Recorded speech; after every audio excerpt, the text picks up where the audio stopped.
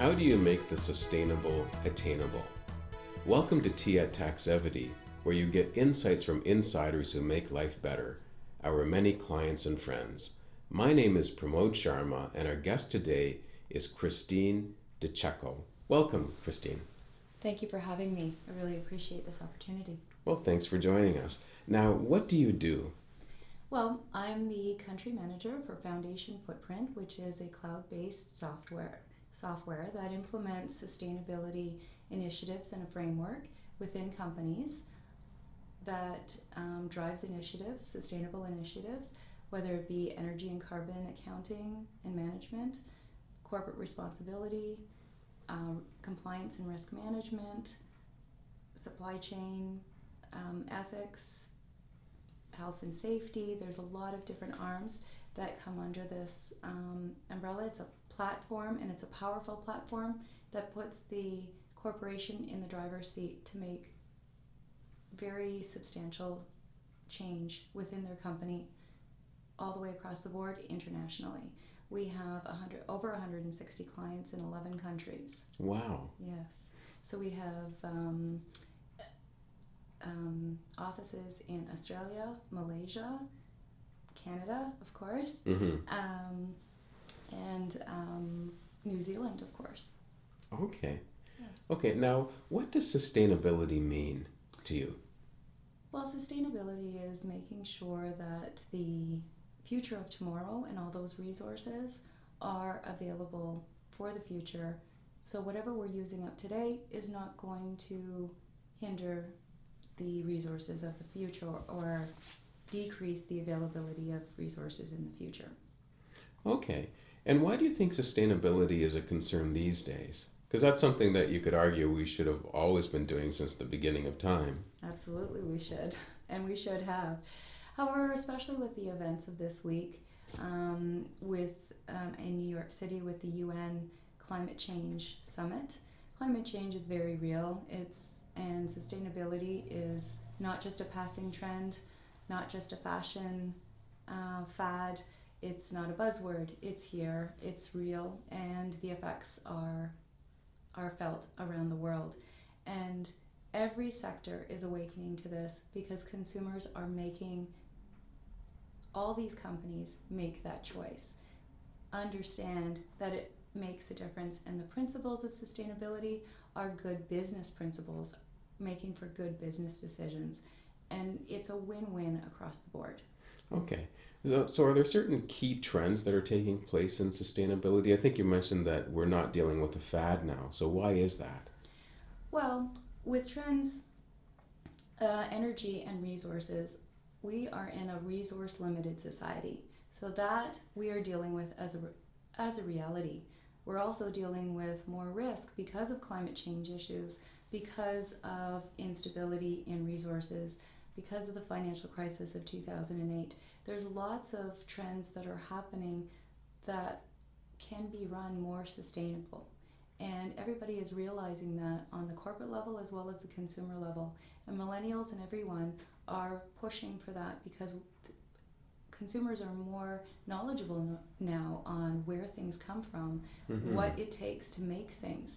So all of the financial risk, investors are looking for more stability in the environment, in their investment. Climate change is a big risk. It follows through from top to bottom, no matter where you are. So from your supply chain to your affiliates to the consumers that you're dealing with. Okay, and so you're saying that investors are also concerned about this. Now, are they concerned because they really care or because they care about the profits? And does it even matter? Well, the good thing is it does matter, and that investors that take care of sustainability and best practices in those frameworks are also winning down the line. So their investments are more secure. They're with more credible companies. They'll invest in sustainable practices and sustainable business before they'll invest in a company that refuses to report on their emissions. And actually, the resiliency of these companies that have these frameworks in place and actually have a handle on it are better businesses, more resilient businesses. And there's proven studies all the way using insurance companies and corporations. Okay, so can you give us an example, perhaps? So an example for a study from Standard & Poor of 2010 did a study concerning companies that had excellent ERM or ERM being enterprise risk management? Enterprise risk management, excuse me, yes. Mm-hmm. So the companies that went through the financial crisis of 2008, the insurers decreased their value by 30%, but the companies that didn't have an excellent ERM or a weak ERM or none at all decreased their value by 60%. Wow, that's quite a big difference. It is. And the rebound from that. So in 2009, they followed up with a study and showed that they actually made a profit. The excellent ERM framework companies rebounded by adding value of 10%, where the other companies that were weak still lost 10% that year. Okay. So you're giving a stability, a credibility, and a framework that companies make better business decisions. This translates down to the bottom line. So GE invested $2 billion in sustainability and innovation in R&D and gleaned $25 billion worth of profits in their global annual report of 2012. Okay. So is it only for profits? Probably not going to answer that because I don't know. Yeah. But I think that it's a win-win situation because the consumer and those corporations are run by people with families.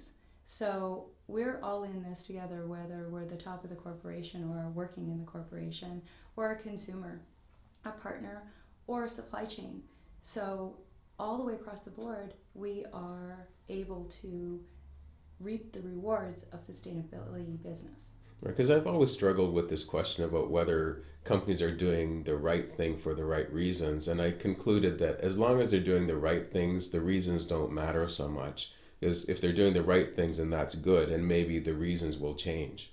Maybe. And also that it's not only linear. It's not only one way as it's only profit driven. Now our society is understanding that community focus, corporate responsibility, community engagement creates a better resilient city, a way to handle crisis, a way to handle not only financial crisis, but things like Hurricane Sandy or any of these other climate change issues. When you're dealing in business, the better you are, the more connected you are, and the more resilient your company with risk management, the better you will be able to withstand these sort of stresses. Now, is corporate governance also changing to place a greater emphasis on sustainability?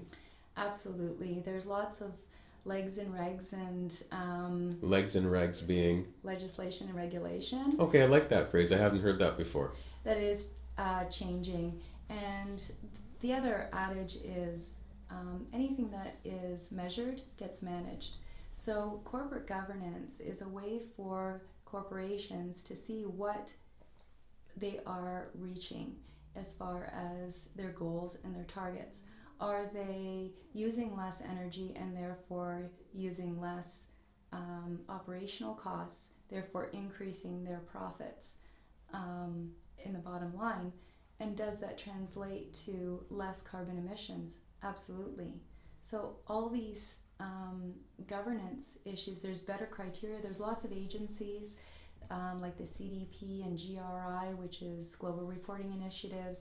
There's a lot of government agencies that are looking at these reports in a different way. And then they're being published so that investors can look at them and say, oh, we're going to invest in this company because their reporting is on the mark. They've decreased their cost of goods or their operational costs, or they've done community involvement. Their supply chain is credible and isn't going to be going away in 6 months or underwater in 6 months, that they're actually using proper labor, proper renewable resources. So the resources aren't suddenly going to dry up and increase the cost of goods or not be available at all. So those come down to investor relations, it comes down to capital markets, it comes down to consumer purchasing power. Okay, now, is there a lot of self-reporting going on, or are there more accountable ways to see what's really taking place? Well, most of it is self-reporting. However, Okay. they need to be in compliance with those legislations, those regs and regs. So what their emissions are, they definitely need to be in compliance with that. And with a tool like Foundation Footprint or a cloud-based software, that information is more credible because it's coming directly from the supplier automatically in an automated way, so you're not using a lot of resources in order to get that data. You're getting credible data because there's no mistakes being made. It's automated and it's verifiable. So these reports need to go through the governance chain of management in order to make sure that you're getting the appropriate information. And then from there, you're able to get the appropriate data. Okay, so we're not talking about people using Excel spreadsheets and looking at the gas bill and then entering that number in the system. Well, unfortunately, we are at this point in Okay. smaller companies, and this is why innovation of Foundation Footprint is, and not only Foundation Footprint, there are other platforms out there. However, what Foundation Footprint has is a very robust system that goes all the way across the board and is able to decrease a corporation's resource investment, resource initiatives, because it's automating it. And so corporations can spend their time making better business decisions, implementing their resources into better initiatives that are decreasing those costs, and investing in innovations that will change and make our companies better in the future. Every year we put in new innovations. What we had as a telephone 10 years ago or as a cell phone is not what we have today. So that's by consumers forcing that by their purchasing power and making sure that they're reporting credible data is a way to make those innovations happen. Okay, so it's the way consumers behave can actually cause these corporations to behave better? Absolutely. If, for instance, you're looking at purchasing 5 different items, and one of those items out of the 5 has a biodegradability, less packaging, more of a social impact, corporate responsibility, has compliance, and the companies advertise that reputation translates to purchasing dollars. So those other 4 companies will need to step up their mark to gain those purchasing dollars. And by doing that, right now, it means being compliant, going ahead of of compliance as a matter of fact, and being ahead of the competition in what innovations will lead us into the future. And those companies have the resiliency that will bring us farther ahead. Okay, and do you find that younger people today are more socially conscious than people like us? Absolutely. I am socially conscious. I Oh, try to sorry. be. People like me. No, I try to be, but definitely millennials. They have a lot of purchasing power. They have a lot of technology on their hands. They expect technology. They expect innovation, and they also expect community involvement. That was not an expectation when you and I were younger. It was just the way it was, and whatever corporations did is what they did. Millennials have more information on their hands. YouTube and other information out there is an invaluable tool. And also with social media, the understanding of these things grows like wildfire. So if one person can influence another person, that can go across social media very, very quickly and around the world. And that power is immeasurable, and they have the power to really change our decisions and the way corporations function in the next 10 years. Yes, because sometimes it feels like change is very difficult to implement. Because I remember as a child, like recycling.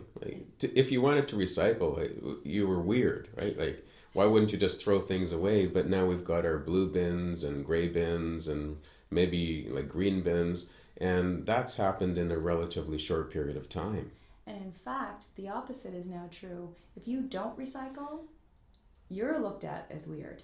Mm-hmm. You're looked at as the outsider. There's a social acceptance that goes along with our societies now that you need to recycle. You don't need to throw things out. You need to be aware of where things come from and where things are going and the total life cycle analysis of that. Not everybody gets the whole life cycle analysis, but Right. understanding what you're buying and where it's going. Now, it's definitely attainable by the decisions that we make. So, little things, plastic water bottles. If every single person in Canada bought one plastic bottle one time a year, Mm-hmm. that's 37 million plastic bottles. And in the environment, that took 2.5 bottles of water to make the bottle of water, and only 10 to 15% of that actually gets recycled. So by Okay. choosing to use a reusable water bottle, you are choosing a better outcome for everyone in the world, not only yourself, but everyone else. So you have that millennials have that social responsibility, and we have the power. It's a simple thing. We can make simple choices, and it is attainable. Right, and we probably use more than one plastic water bottle in a year, and we could certainly change that. And that's just one small example. Hmm. Now, is there a key message you would like to leave our viewers with? Well, a key message is that it is attainable. We do have the innovation. We do have the power to make this happen. The tools are there for corporations to use and be better and innovate and make sure that the triple bottom line is not a side note, it is the note. That it is part of business. It's better business to use that framework. And tools like Foundation Footprint make that happen and make it attainable with less resources. So right there, you're looking at an innovation that makes it easier to attain, not harder. Okay, well, thank you for dropping by, Christine. Thank you very much for your time and inviting me. Thanks for joining us for Tea at Taxevity. The Taxevity Insurance Advisory helps you understand insurance and bridges gaps in your coverage. There's no premium for peace of mind. How healthy is your insurance?